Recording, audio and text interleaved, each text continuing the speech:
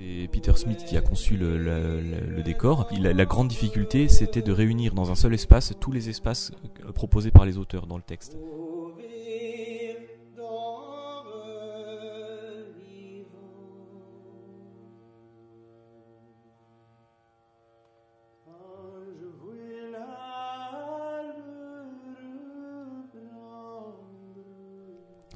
Il s'agit donc dans un même espace de faire cohabiter toutes ces choses-là.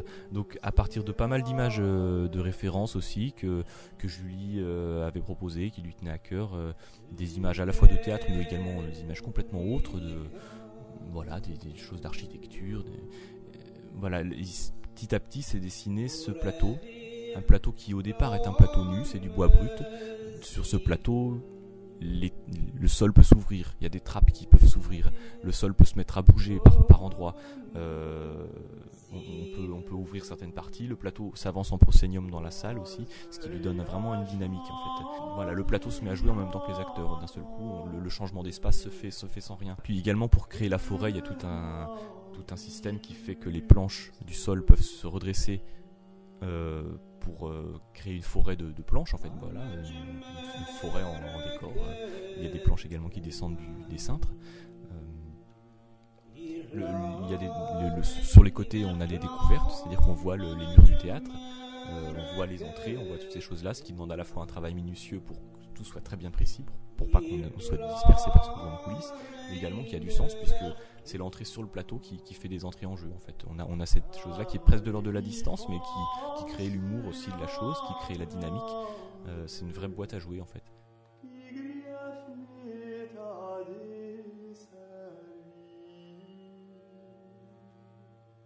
Et on a également des panneaux au premier plan qui sont peints avec des peintures qui sont inspirées de l'univers médiéval, l'univers courtois notamment, avec les tapisseries du type la dame à la licorne.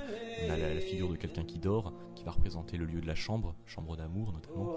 On a un homme avec une épée, on a une femme qui lit, on a une femme dans un jardin merveilleux, on a tout ça. Enfin voilà, ces 4 panneaux qui sont mis ensemble et qui éveillent l'imaginaire sur des tas de choses, qui ont aussi une fonction tout à fait pratique de masquer le plateau, pour changer les décors, mais également pour éveiller toute cette poésie.